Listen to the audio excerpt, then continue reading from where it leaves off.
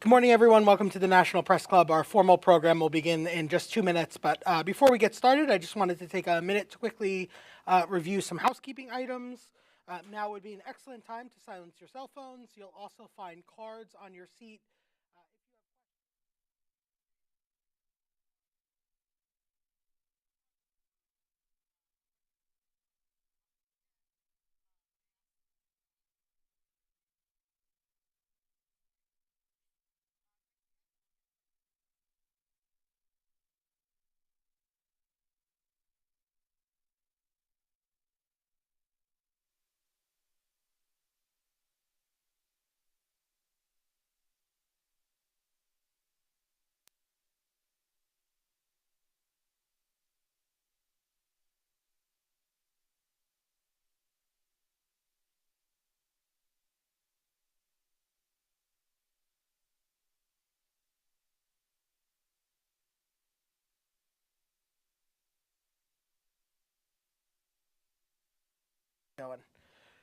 Good morning. Welcome to our Headliners Newsmaker event. I'm Mike Balsamo, the 118th president of the National Press Club. Welcome to the club, the place where news happens. Over the past few years, Iran has experienced significant political, economic, and social changes, and its human rights situation remains dire. The country continues to face widespread repression and human rights violations, particularly targeting women, ethnic religions, minorities, and political dissidents. The Women Life Freedom protests that began in September 2022 followed the death of Masha Amini and have led the government to significant repression, with over 500 protesters killed by security forces, thousands arbitrarily arrested and detained, with many subjected to torture, rape, and other forms of abuse. The government has executed at least 9 young men in connection with these protests, with dozens more at risk of execution. Press repression in Iran has intensified, with the government imposing strict controls on media outlets and journalists. Independent reporting faces significant challenges, including widespread censorship, arrests, and harassment of reporters who cover politically sensitive issues. The state heavily monitors online content, blocks access to foreign news programs, and penalizes social media users for dissident. Journalists are often accused of spreading propaganda or acting against national security, leading to lengthy prison sentences. Those measures and the lack of press freedom have only intensified the need for independent journalism and other unbiased information. It's for these reasons that the National Press Club chose to support Iranian journalist Nilofar Hamidi and Ejija Mohammad in 2023 with our Audubon Award for Press Freedom, for their recognition of what they went through and subsequently were released, but still face a 5-year sentence for false charges. The international community has repeatedly condemned Iran's human rights record. In November 2024, the UN General Assembly's Third Committee passed a resolution condemning Iran for wide-ranging human rights abuses. The UN fact-finding mission of Iran found evidence of crimes against humanity committed by the Iranian government. Despite these pressures, the Iranian government continues to deny access to international investigators and maintains a lack of transparency regarding its own reported investigations into human rights violations. Our guest today, Reza Pahlavi, the heir to the late Mohammad Reza Shah of Iran and Empress Farah Pahlavi of Iran, has been a vocal critic of the Iranian regime. Despite being forced to live in exile, Reza has been an advocate for principles of freedom, democracy, and human rights for his countrymen. Please join me in giving a warm National Press Club welcome to Reza Pahlavi. Thank you, Mike.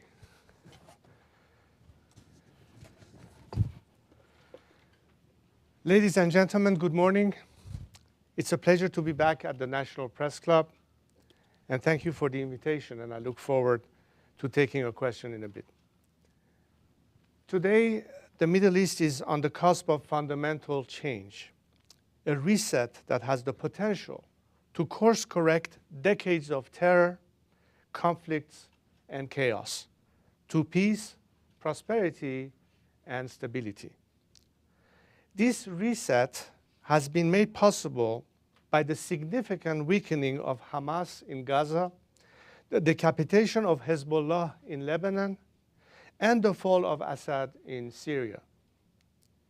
But it is also made possible by the leadership, vision, and hope offered by leaders from Riyadh to Jerusalem and across the region who seek to work together for the prosperity of their people. But while today offers historic opportunities to the peacemakers, the warmongers are not sitting idly by. The warmongers, the arsonists that have kept the Middle East ablaze for 45 years, are sitting in Tehran.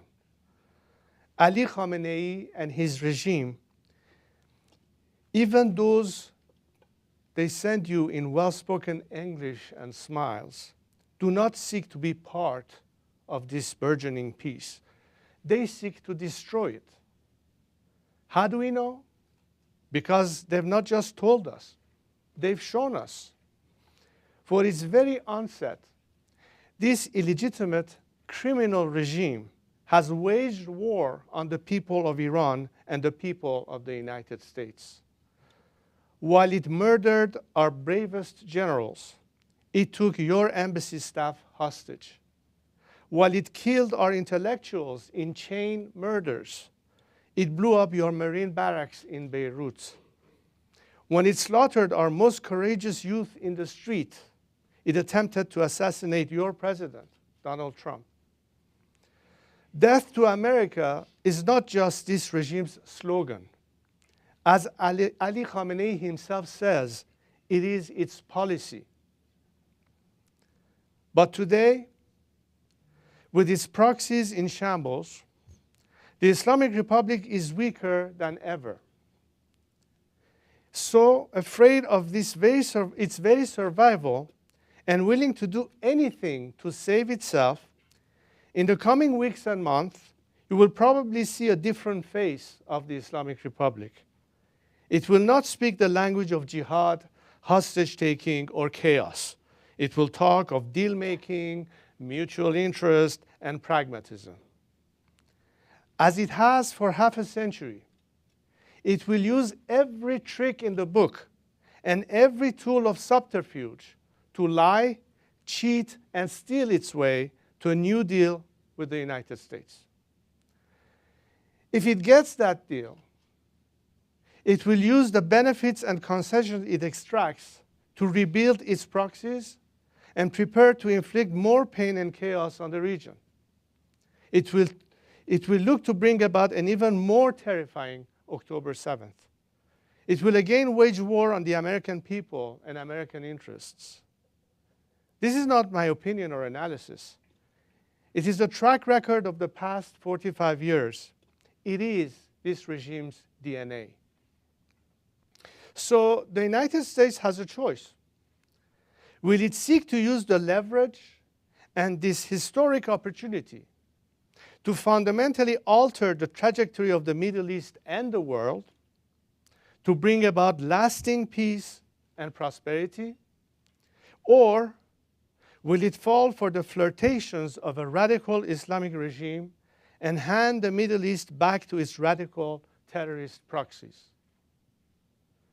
Of course, the first option sounds like the obvious choice.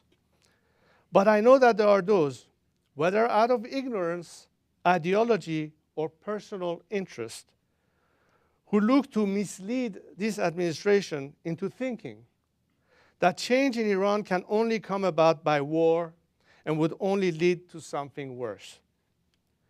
Let me address this directly and frankly. Mr. President, anyone telling you that you must sacrifice lives of your brave troops to see change in Iran and peaceful Middle East is lying to you. We do not call for American troops, nor do we ask for her treasures in our fight for Iran's liberation. It is Iranians themselves who are fighting to liberate our homeland and to join the burgeoning movement for peace in the region that their occupiers are trying to stop. They have consistently been on the streets, not just seeking their liberation, but fighting for it. But my compatriots are not alone. I will not let them fight this fight alone. They have called on me to lead the transition from this warmongering regime to a stable, peaceful future. I have accepted their call, and I am here to do my duty. My plan to bring down and replace this regime involves splitting the regime and facilitating defections, engaging the grassroots inside Iran, mobilizing global public opinion and the diaspora, working with G20 governments to place maximum pressure on the regime and give maximum support to the people, and finally, preparing the transition and the economic and political reconstruction. It is because of that duty that I have to my compatriots who seek to join the ranks of peacemakers that I am here today with a message. It is time to grab the opportunity presenting itself for a historic reset of the Middle East that will end the endless wars and bring lasting prosperity to all the nations of the region and the world. But that can only happen when we are free of the world's chief warmonger, the Islamic Republic. Thank you.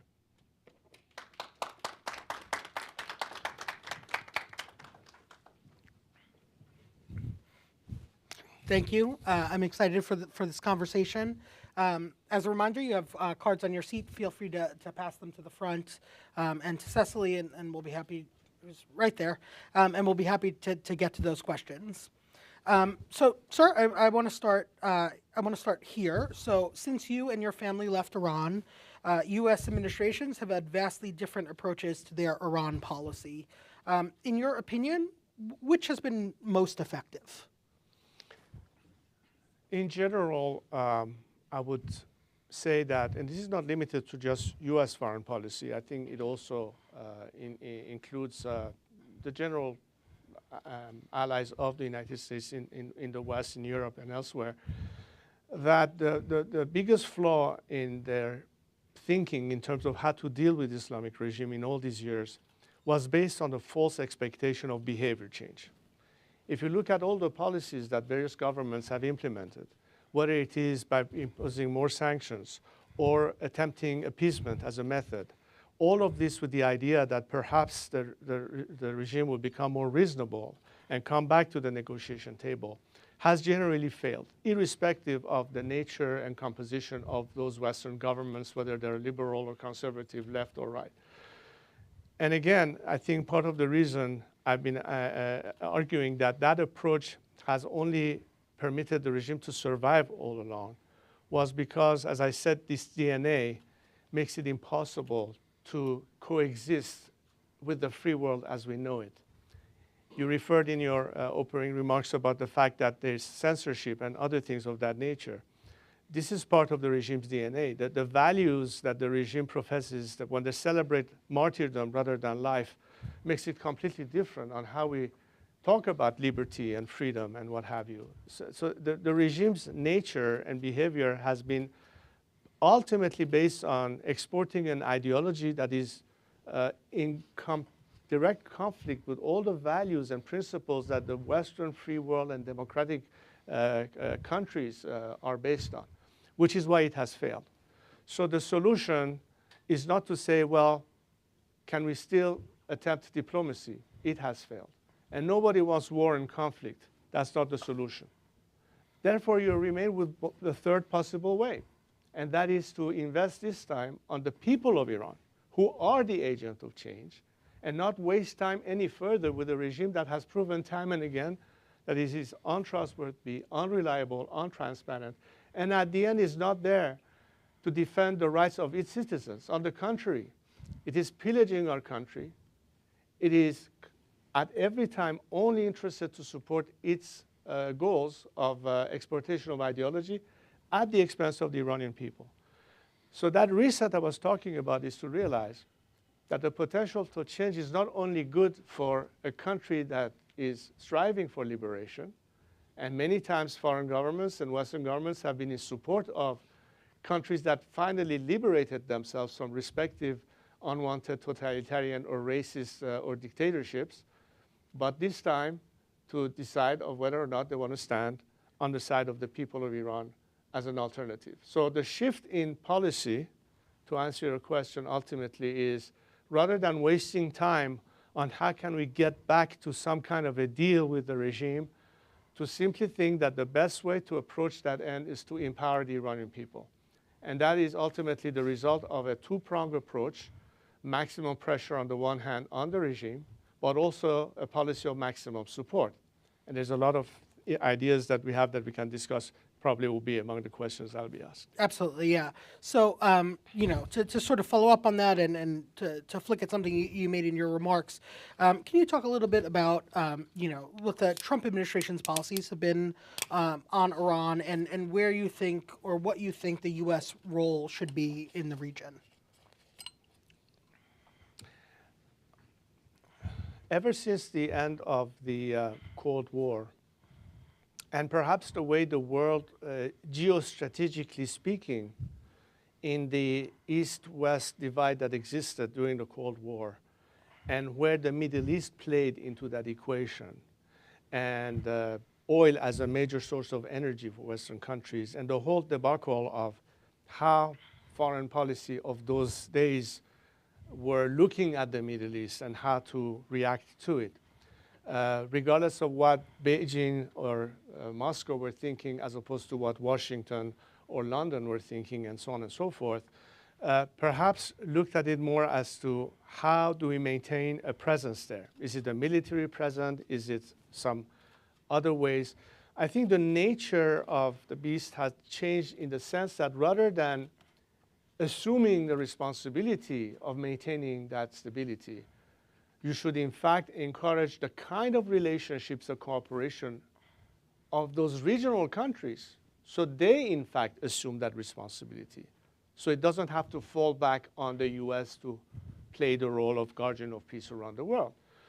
I think that when we looked at what happened with the idea of the Abraham Accords, which of course was quite a big change when we know the history of the modern Middle East, at least in the past 40, 50 years, well, that was, I think, a huge sign of not just something that was concocted in corridors of Western diplomacy, was the actual expectation and ask of people of the region, because they're just tired of those conflicts, and they can see the potential of positive relationship that could emanate from that.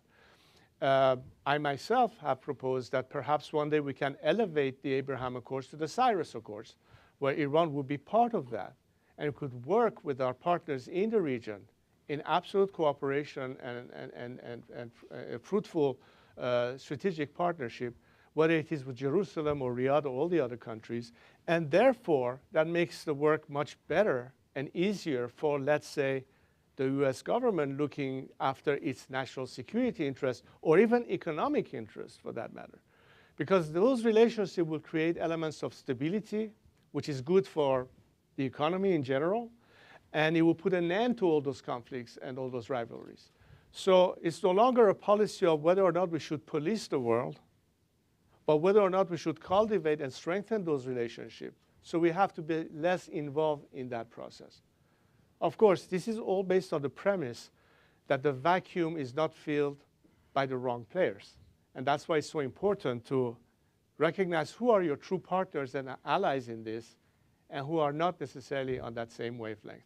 If that approach today is contemplated by the Trump administration, and for that matter, European governments, when we talk about the Western world, and we look at your regional partners in the region, and what kind of collective benefit we see, I see this as a win-win scenario, the only loser being the regime in Tehran. I think this will be the general shift that we need at this point.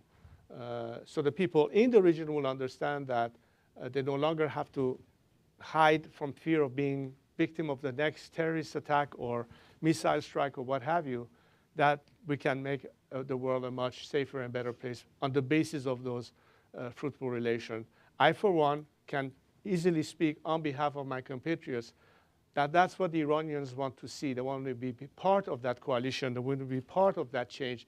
They don't want to no longer be trapped behind the walls that was dressed by this axis of resistance.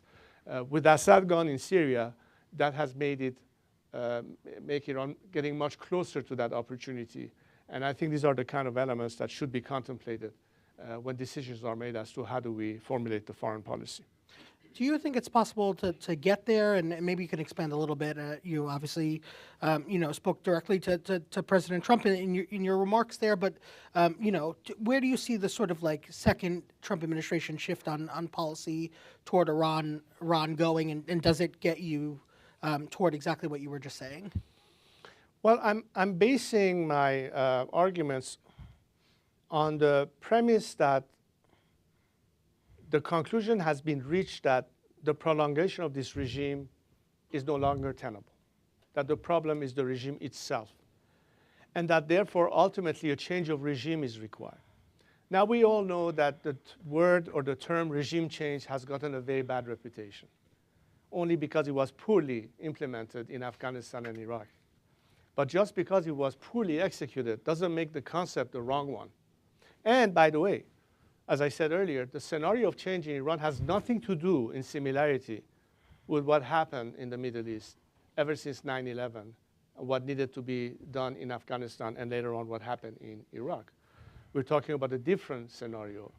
And thereby, for those who say, oh my God, America is going to be involved again in some regional conflict. We just got our troops back from the Middle East. What does that mean? Do we have to have boots on the ground again? Oh, taxpayers are going to say our money is going to be spent on some other adventure. None of that is required. Because the boots on the ground in Iran are the people of Iran on the streets, except they're fighting it totally alone. The money doesn't have to come from taxpayers' money. It could perhaps be, in a large part, the redirection of frozen assets that are the Iranian people's money itself to support that cause in the context of maximum support to the Iranian people. And there are so many ways that you can implement the policy that will be the least taxing on the US, but necessary for that change to occur. So we're not going on the basis of previous experimentation that has failed or hasn't led to the proper results.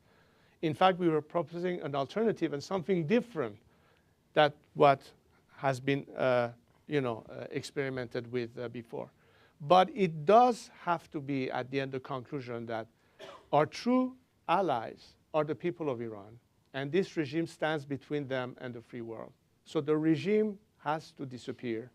That's what the Iranian people are asking for. They have come to the conclusion that they can no longer attain their aspirations so long as this regime is in place. And by the way, the world needs to also understand that the regime is the root cause of all the problems that we have faced, whether it's the nuclear threat, terrorism, radicalization, regional instability. And in one shot, you're eliminating all of these problems almost simultaneously by its disappearance. And I think we are now faced with that window of opportunity that I was referring to. It's a historical opportunity to make that change happen, for the interest of the people of Iran, our regional neighbors, and I think the free world. Over the years, you've shared different views about what a post-Islamic Republic government in Iran should look like. Currently, what is your preferred type of government in a post-Islamic Republic? Is it a democracy, a monarchy, something else? Can you talk a little bit about that? Well, the common denominator between the majority of Iranian secular democratic forces that are diverse in terms of what their ultimate model of governance is in their mind is based on the principle of secular democracy, which means that we have, I think, the most three elements that keeps the majority of this group together, whether they're Republicans or monarchists, whether they're on the left or on the right, as secular Democrats, is three fundamental principles: human rights, as we understand it, a secular democratic system, which means a clear separation of religion from governments, which is a prerequisite to democracy. I think we have the proof of it in so many successful democracies in the world, and the importance to Iranians of Iran's territorial integrity. I think this is the three minimum elements that is the basis of cooperation that, in fact, is part of my campaign of uniting the Iranian opposition based on these principles and understanding that once this regime is gone, during a transition, it is for the people of Iran to ultimately decide what's best for them. How do we achieve that? I think that there will be an interim government that will be in charge of managing the country's affairs in that period.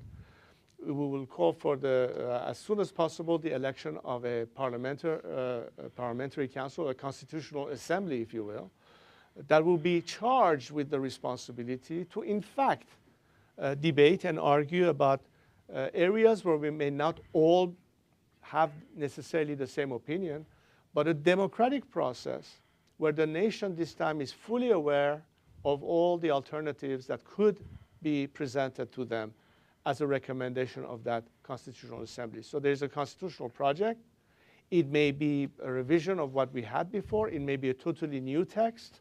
The point is we need to have a clear understanding of that. There will be opportunities to debate. As I said, this is not a behind closed door affair anymore. I like to see a C-SPAN type approach that while parliamentarians are debating issues, every Iranian can tune in and observe and watch and understand exactly what's been discussed. Why is this important? Because guess what? 45 years ago, most people didn't have a clue about what Khomeini actually would be like. And I think if you look back to your years, and this I hear from many people who were participants in that revolution, who were opposed to the previous regime, many of them have actually said and admitted that we didn't really understand what it was all about. Our objective was just to change things, but we didn't really know what we were going to get to. Well, guess what? By the time people realized what happened, it was too late.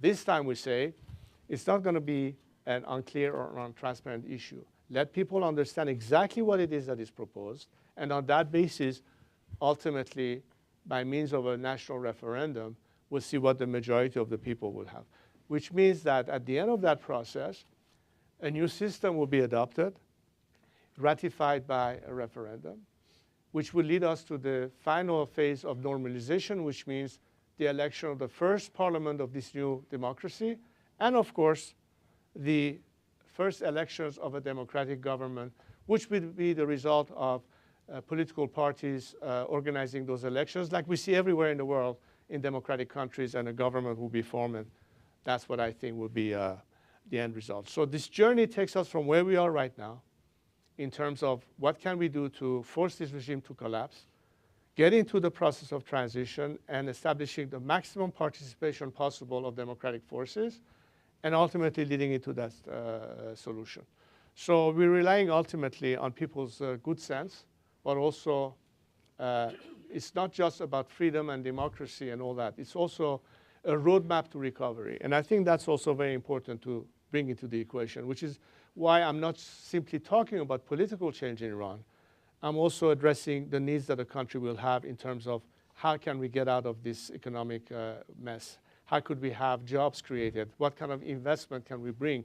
How can we modernize our infrastructures? How can we bring in new technologies? And what's at stake in terms of opportunities for investment? I said earlier, it's not just a matter of national security for the US. Iran is one of the most untapped countries in terms of potential for investments, and we need that more than anything else. And I think this is where it can go hand in glove together. And that approach will be beneficial to all. It's just not for the sake of Iranians that I'm here talking to the media and the international community. I think you should take into consideration what it means for you and your interest as well. And it doesn't have to be zero sum. It's not like back then where, perhaps a particular policy led to benefiting from something at the detriment of those nations. What I'm proposing is not going to be detrimental to one or the other. It's going to be win-win. It's going to be good for all.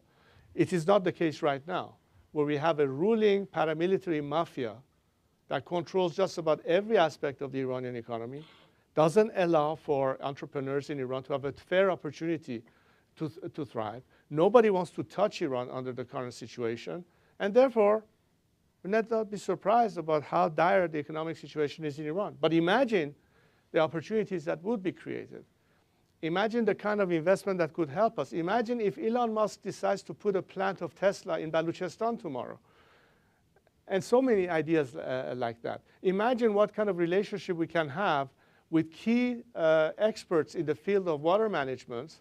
Israelis have the best experts in the world, and how we can address the needs that Iran have in terms of managing our water crisis or our environmental issues.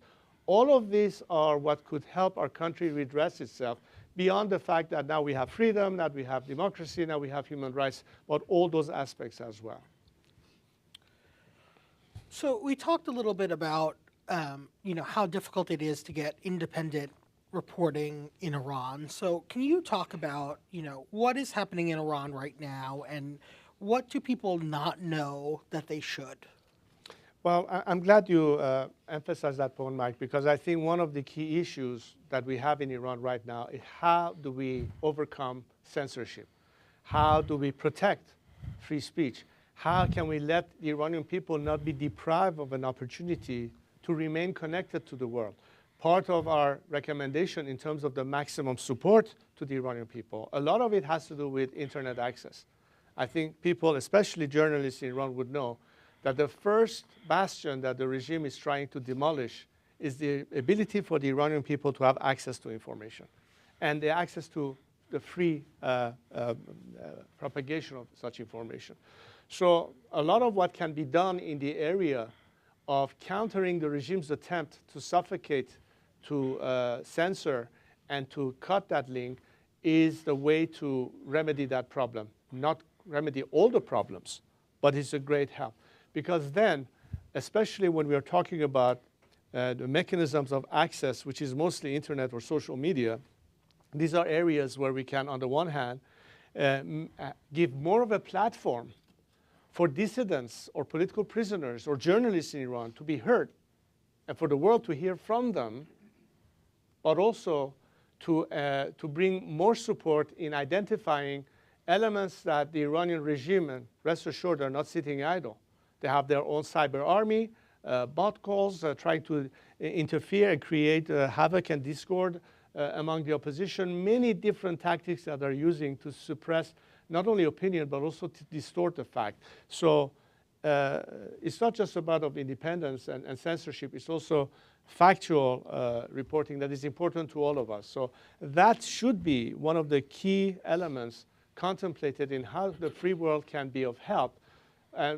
Rather than just having lip service and giving awards to courageous political activists or prisoners, let's actually give them the tools they need to balance the playing field and give them a better chance of success. And that is one of the items that is certainly extremely important and at the top of our list of asks from the free world and the international community to support.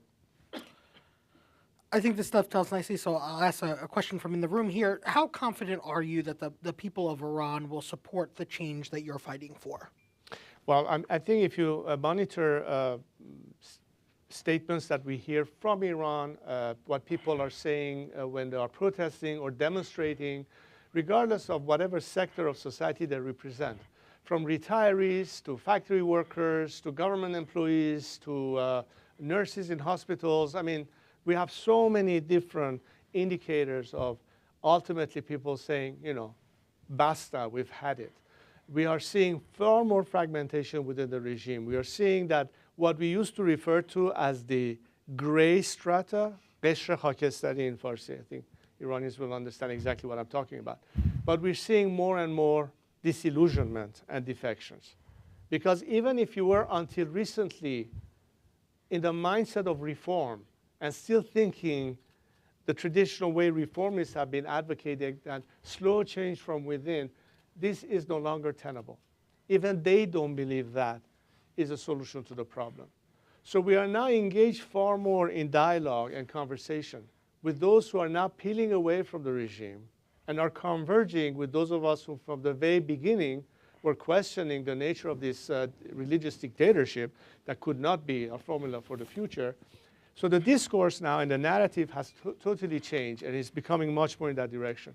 Every indication that we hear based on the reporting that we have from our own sources of whether it's the Iranian media or especially in social media, are clearly demonstrating that trend. So I'm absolutely confident when I tell you that this is the current ask. The question is no longer whether this is what they want. The question they really have is how much support are we going to get? How much organization and structural leadership should be provided? And part of it is on our shoulders as Iranians, but also how will the international community play a positive role in helping that process? And that's exactly the kind of discussions that is ongoing among ourselves as Iranians in the political activities that we have, together with people in Iranian civil society that are active inside the country, and of course the diaspora, but also our interaction, or let's call it diplomacy, at the international level with respective countries and their governments as to where we can find a solution that will be helpful to us in terms of the foreign policy and the approach that they take. So the debate right now is more about how can we make that change happen, rather than are we stuck with the regime and waiting for some miracle to come out of it, which I don't think people believe in that anymore. Let me follow up on that with another question from the room. So what do you think should be done with those who were part of the Islamic regime or the IRGC, if the Islamic regime collapses? You mean after? Yeah, after. That's also a very important element. Among other things that we are contemplating in terms of how the transition should occur and can occur, a lot of it is expertise work. Let me give you a tacit example. Truth and reconciliation was something important that happened as we saw change happen in South Africa. We have today dedicated lawyers and experts in the field of law and transitional justice that are looking exactly at the kind of issues that among them would be, how do we deal with the remnant of the regime? I begin by saying that at this time it is important to curtail the regime's use of its paramilitary militia, which is the IRGC, which is why I've been arguing, especially at the level of the European countries, that they should list the IRGC as a terrorist organization as part of their maximum pressure and sanctions. Why is this important? For two reasons. A, you cripple the regime and the IRGC that are doing the dirty work, but also you are encouraging more defections from the regime, in the mindset that part of our strategy is not just change of regime with the idea of revenge, but also keeping the idea of the importance of national reconciliation and amnesty for all those who don't have their hands soiled by the blood of the Iranian people. Which means that unlike what happened in Iraq after the fall of Saddam Hussein and the de-Baathification, which pretty much sent most of those elements back to their homes, and guess what? Half of them ended up being hired as recruits for the ISIS forces. I don't want to see this happen in Iran.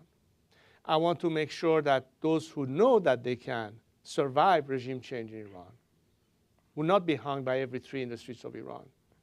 But those who have to be answerable for the crimes they have committed to the Iranian people will have to face justice, because the Iranian people cannot be denied that call for justice. But it has to be based on certain principles, certain methods. There's a science to it. There's models for it that have been successfully implemented in other countries. And in that sense, I don't think we should reinvent the wheel.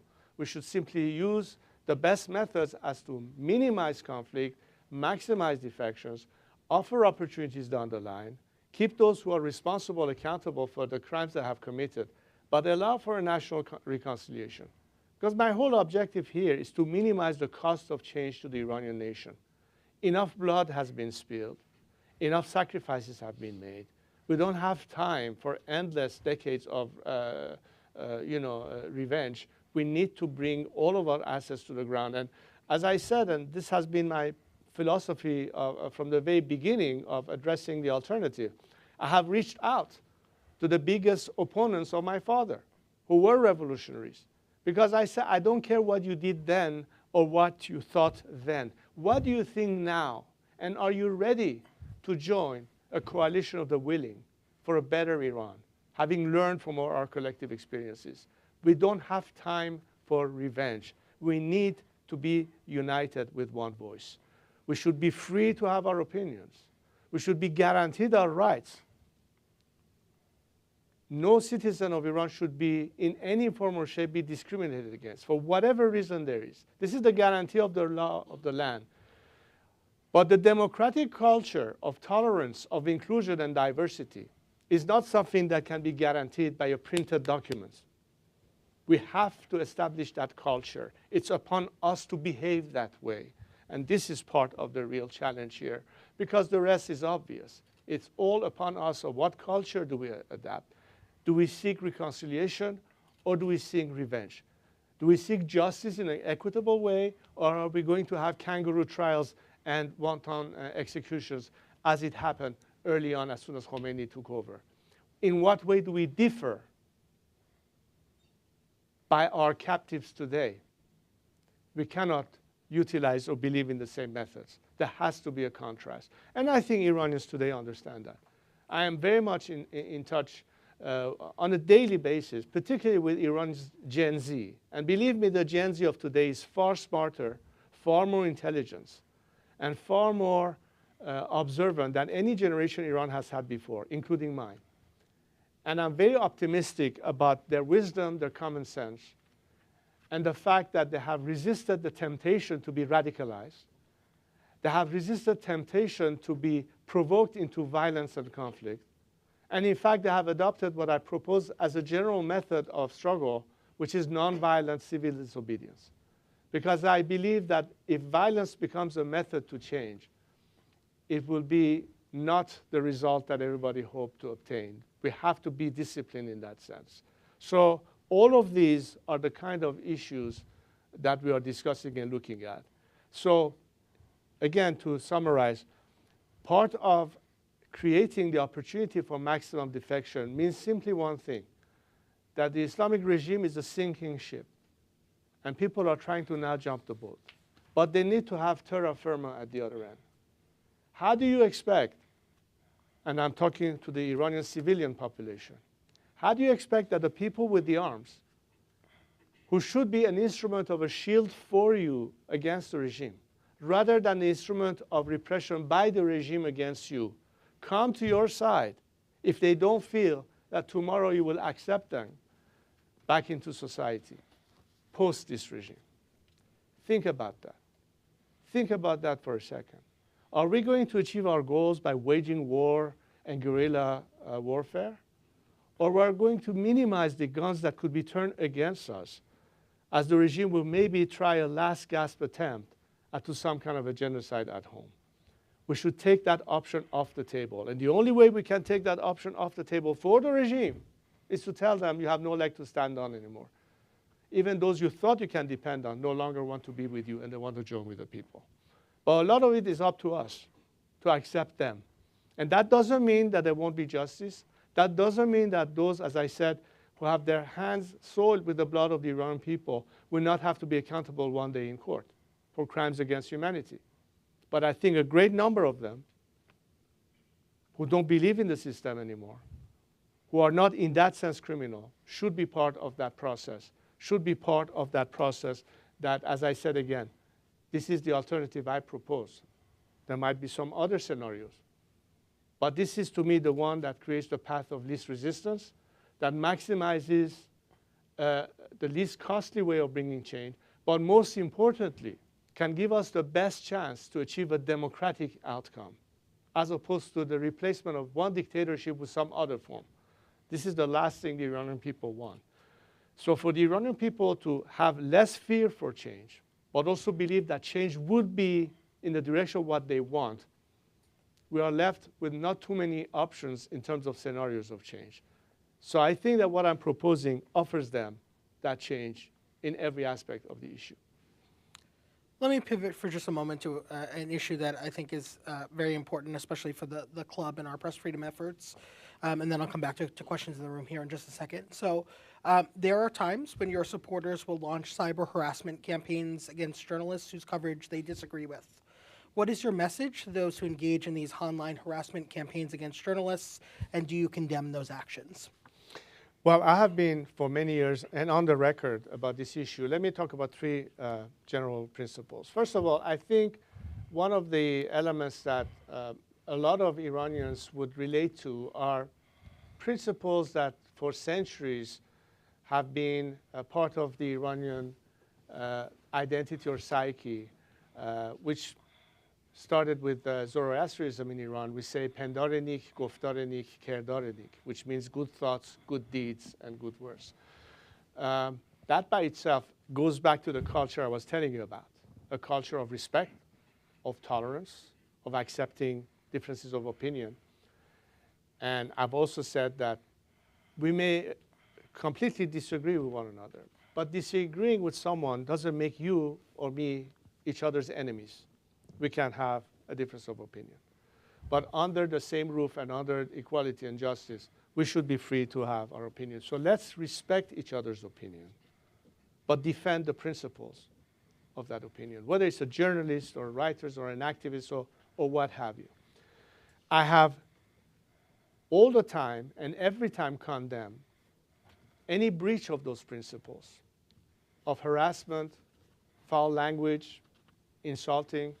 I myself have been often faced with those kind of attacks and discrimination. But you know, you have to keep focus and call people to be faithful to those principles and condemn those who behave in the wrong fashion.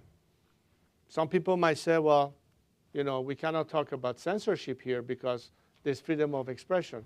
I say, yeah, but not every expression is necessarily one that could be tolerated. For instance, if you profess racism, or if you profess, I don't know, a clear discrimination, or sexist gender-based attacks and these kind of things, which we often find in social media, unfortunately, this is the reality of the world in which we live.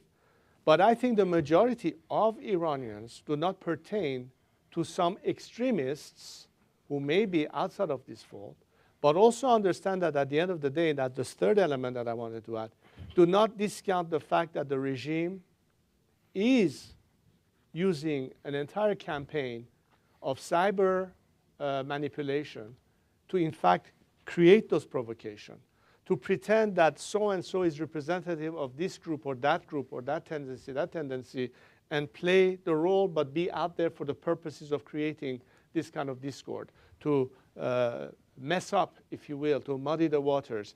We have to be smart about this, to understand that these games are being played, but most importantly, starting by ourselves not falling victim to those games. If we observe all of these issues, that's the only way to contain it, to tackle with it, and deal with it. I'm going to combine a couple of questions from the room here because they pertain to the same topic. So obviously you visited Israel in April of 2023. Can you talk a little bit about your view on the Israel-Hamas war, and then separately, you know, what impact would a two-state solution in Israel and Palestine have, you know, on the stability of the Iranian government? I think a lot of what will create fundamental change for the better in the Middle East ultimately depends on what will happen in Iran. You know, it's not because I'm Iranian that I talk about Iran all the time. The fact of the matter is that unless we, sorry, I broke your chair. The fact of the matter is that if we don't recognize that the eye of the octopus sits in Tehran, if you look at all these years, if you look at the fact that all the fires that has been lit regionally and beyond somehow ties back to the regime. And sure, you can have retaliation against proxies, and you have. But as long as the source of funding, training, equipping, and providing them with the means to propagate that kind of ideology, you will not have an element of stability in the Middle East. How could you expect a country like Israel to feel comfortable when it has an existential threat coming from Tehran that simply wants them wiped out from the map of the earth, knowing that it's funding its proxies that are constantly in conflict with them, a lot of them involving groups that are based, let's say in Gaza, like Hamas and what have you, to even contemplate the possibility of a legitimate solution to ultimately a viable Palestinian state. All of that rides on a fundamental change in Iran. Because I tell you, the first thing a free democratic Iran will seek is regional stability, cooperation, and cordial relationship with our neighbors. It is not based on an ideology that hates the Jews or is anti-Arabs or what have you. And in that prospect, when an element of stability is created, when the proxies are eliminated, when the funding of radicalism and extremism is gone, then you have a path to lasting, realistic peace. Until then, it is simply not attainable. And the cost is not just to the victims of terrorism, but countries who have been used and some societies that have been drawn into that conflict. And I'm sure that it's not just Iranians that are tired or Israelis that are tired, but I bet you there are so many Palestinians who are also tired. And I think the ultimate solution collectively goes back about changes coming in Iran. And Iran will be dedicated to bring about that element and work towards the possibility of this peace. That's why I think what elevating the Abraham Accords to the Cyrus Accord is so critical. Because without Iran in that scenario, the Abraham Accords by itself and its current members is not sufficient to get the job done. You need to have Iran play a crucial role in that, which is why it's so important for Iran to have a political change. As I said, not just for Iranians in the region, but for the whole world. If the expectation is, do we finally have a legitimate peace and an ultimate solution for the Palestinians as well, not just the Israelis. Given the scale of repression in Iran, how can the movement for freedom and change really gain momentum in the country? I think that when you look at several campaigns that have occurred in the past, let's say at least 2 decades, the first most significant one perhaps was the Green Movement at the time of the Obama administration, of course, the Green Movement and what was happening within Iran, which was one of the opportunities that could have had some impact. Although I think, let's not forget that even in that case, it was still within the context of reform to the regime rather than change of regime. But be it as it may, a lot of people came to the streets back then.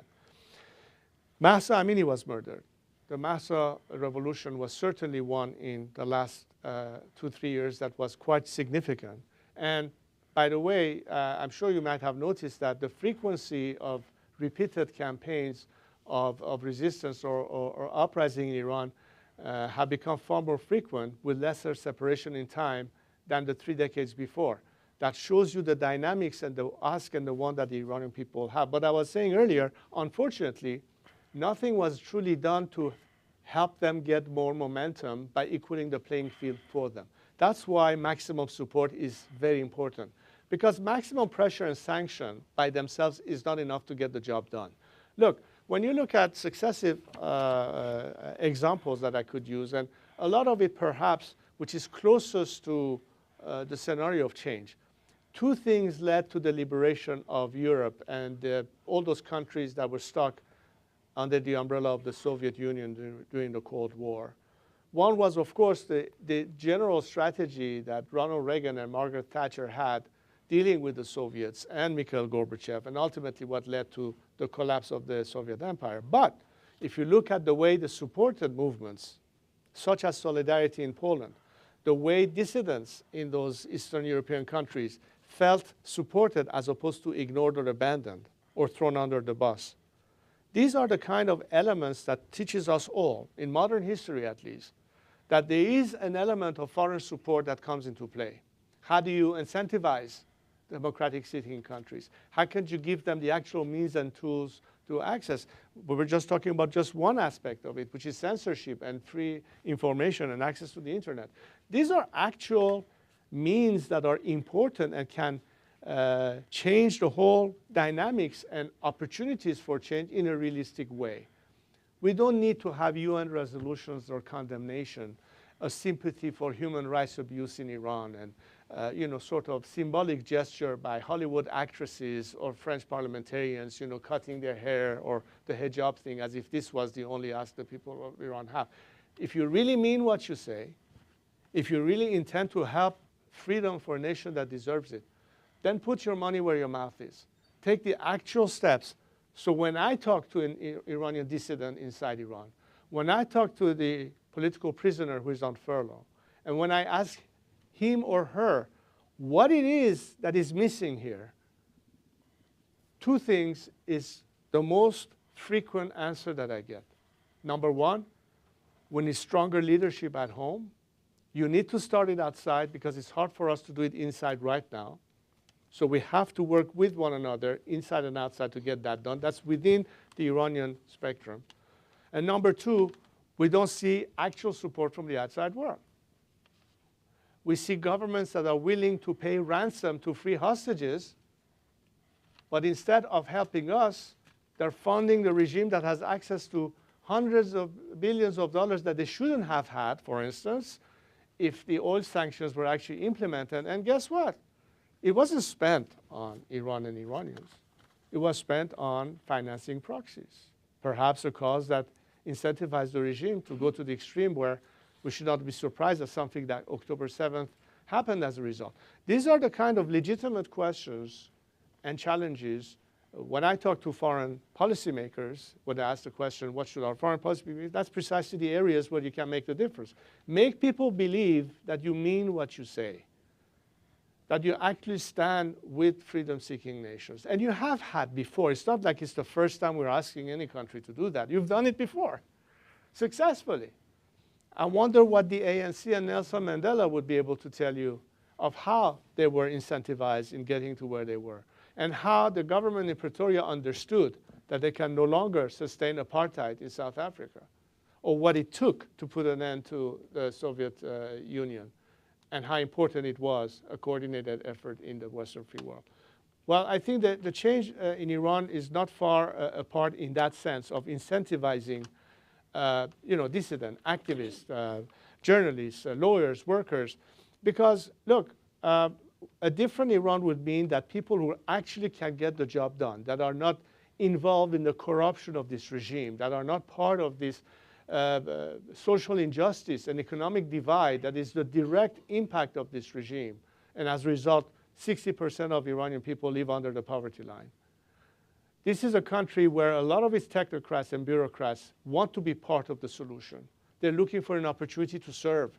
They're looking for an opportunity to lead the country. We have tremendous amount of natural resources in Iran and potential for having the right minds, bright minds, lead our country. But they cannot do it under the circumstances. That's why it's so important to help them liberate themselves from this regime. And that's why we need far more, as I said, than just lip service. This is the time to engage in a realistic way with the alternative forces, with the Iranian democratic opposition, with activists at home. Help them, support them. What it means, technical support, technological support, financial support. And again, I said, not by your taxpayers' money, but to liberate the kind of funds that is the Iranian people's money in the first place, and put that back into the game so they have a better chance of success. It's all about maximizing success. And a lot of it, at the end of the day, is a matter of resources and means. And this is something that would be a realistic way of addressing the issue. That's the actual expectation right now on the streets. People are fighting with almost nothing in their hand. They need to have more, and this is why the foreign policy of these governments should understand that as you tweak and address additional sanctions in the context of bringing pressure on the regime, there's a lot more that needs to be done in the area of maximum support for the people. This is the biggest challenge that I think we face as the opposition, but we'd like to work with our counterparts with the free world in what ways they can help us in that and bring about the kind of help that we actually need to make the campaign of liberation in Iran successful and ultimately victorious. So before I ask the final question here, because we're closing in on time, let me just take a moment to thank Headliners team leader Jen Judson, National Press Club Program Manager Cecily Scott Martin, Club Executive Director Didier Saji, and National Press Club member Sehun Kim. And finally, thank you to our audience. We hope you'll join us on February 21st when we host a conversation with DC Mayor Muriel Bowser about the future of this city. It is also my honor to present our guest with the coveted National Press Club mug before we get to our final question here.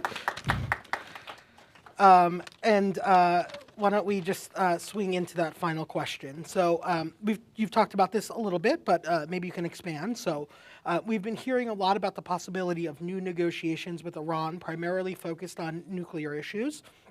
Have you been in touch with the Trump administration directly? And do you have any insight into the current status of those negotiations? What message would you like to convey directly to the Trump administration?